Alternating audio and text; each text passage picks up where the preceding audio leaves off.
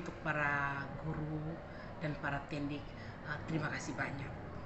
Mereka merupakan orang-orang yang perlu saya terima kasih karena di tangan-tangan mereka lah SMP 8 ini menjadi lebih baik dan bahkan kami posisi saat ini memperoleh predikat sekolah terbersih.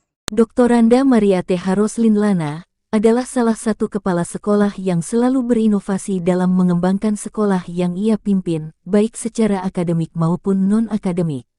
Mantan Kepala Sekolah SMP Negeri 13 Kupang ini selalu membuat perubahan yang signifikan di saat dirinya dipercayakan untuk menahkodai SMP Negeri 8 Kupang. Untuk merubah wajah sekolah yang dipimpinnya, wanita yang biasa disapa Ibu Roslin ini tidak sekedar hanya memerintah layaknya seorang pemimpin, tetapi memerlukan kemampuan manajerial dan keberanian dalam mengambil keputusan.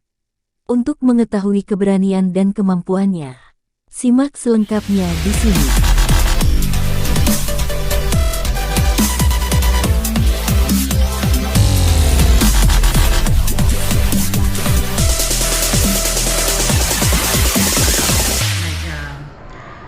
Bahwa dalam penyusunan rencana kerja sekolah jangka menengah, pasti kita berkolaborasi dengan komite sekolah. Jadi seluruh kegiatan sekolah yang terkait dengan pengembangan fisik sekolah ini kita rencanakan. Kemudian ada beberapa item itu yang jelas tidak bisa dibiayai oleh dana BOS. Dan itu merupakan program komite. Jujur itu bukan program saya, tapi program kepala sekolah sebelumnya, di mana untuk membangun renovasi pagar sekolah yang berada di belakang itu sejak sekolah berdiri belum pernah direnovasi, bahkan sudah rubuh, dan kami pagar menggunakan seng. Kemudian salah satu program lagi adalah panggung yang mereka sebut kemarin panggung gembira. Nah itu panggung gembira itulah yang saat ini saya sedang membangun dan tidak menggunakan dana BOS. Nah tetapi dari mana dana itu saya dapat? Saya galang alumni.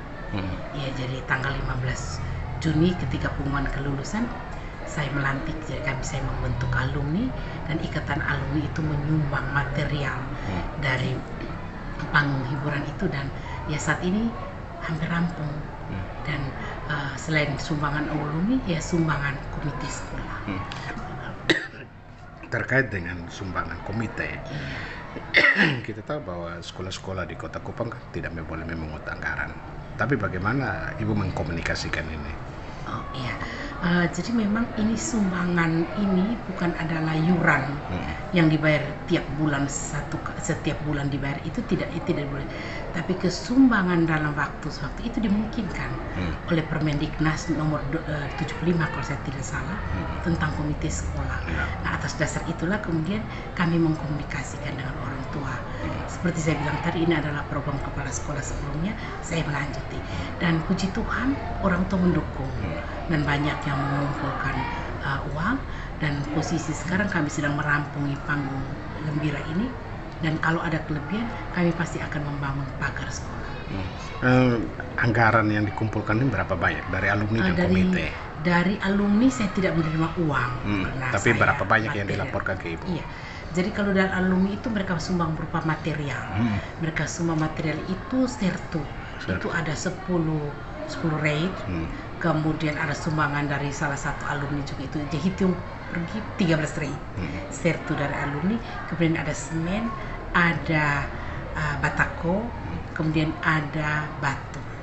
Sementara semen dibeli oleh komite. Uang yang dikumpul oleh sumbangan orang tua itu satu anak 135.000, dan uang itulah yang kami gunakan untuk membeli keperluan semen dan lain-lain. Nah bagaimana dengan pengerjaan? Pengerjaan kami kerja secara gotong royong. Ada beberapa anak sekolah mereka memberi diri mereka untuk bekerja, saya selalu hadir, kemudian beberapa guru dan tendik. Jadi seluruh tendik kami memberi diri untuk bekerja secara gotong royong.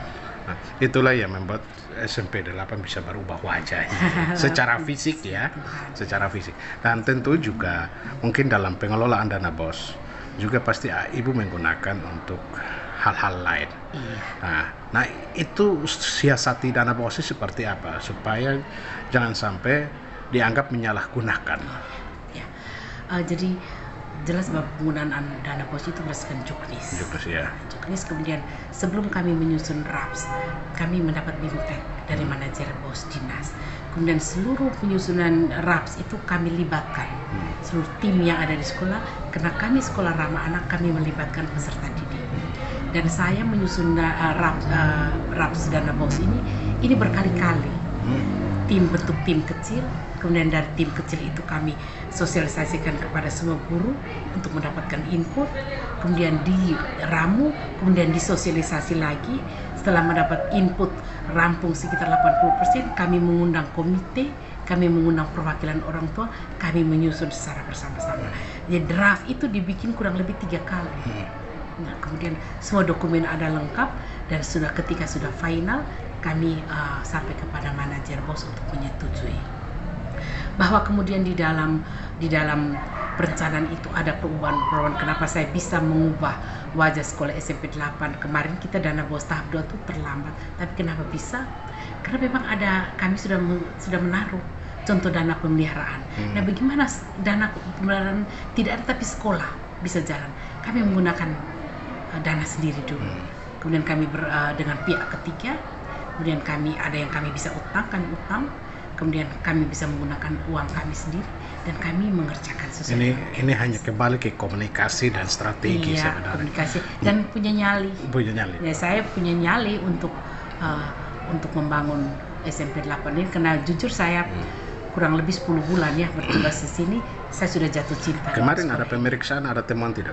Tidak ada. Tidak ada temuan. Nah, baik. Kabarnya juga sih saya mendapatkan isu bahwa awalnya banyak guru tidak senang dengan ibu. Oh iya. SMP 8. Ya, biasanya kan seperti begitu. Tetapi kesininya kok mereka semakin senang nih. Ibu menggunakan ilmu apa sampai guru-guru bisa senang dan jatuh cinta dengan ibu? Ya, pertama saya datang tentu dengan kerendahan hati. Saya sampaikan pada teman-teman guru bahwa saya datang, saya bekerja di sini, mohon saya diterima. Kemudian saya melakukan orientasi. Ketika saya melakukan orientasi itu, saya mengidentifikasikan persoalan yang paling menonjol di SMP 8 A, B, C, dan D.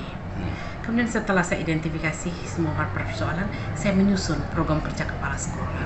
Jadi ketika program kerja kepala sekolah itu saya sosialisasi kepada Dewan Guru bahwa ini program kerja saya ini, dan seterusnya. Mereka kemudian mendukung. Di bulan Januari semua mereka secara spontanitas bahwa kami mendukung ibu dan kami bekerja secara bersama-sama, sehingga seperti saya bilang tadi, RAPS disusun berkali-kali karena itu. Ya, ini karena kekompakan. Iya, benar sekali, karena saya bisa merangkul. Sampai dengan detik ini, masih ada tidak guru-guru yang tidak suka dengan ibu? Saya tidak bisa tahu hati mereka, tapi sepengetahuan saya tidak. Semua lagi. Karena terbukti ketika melakukan gerakan bersih-bersih sekolah, seluruh kami terlibat. Baik guru senior maupun guru junior, pendik, guru semua terlibat. Mereka menerima ibu saat ini. Kan sampai saat ini banyak kepala sekolah menjadi pro kontra antara guru dengan kepala sekolah. Ada di beberapa sekolah ya.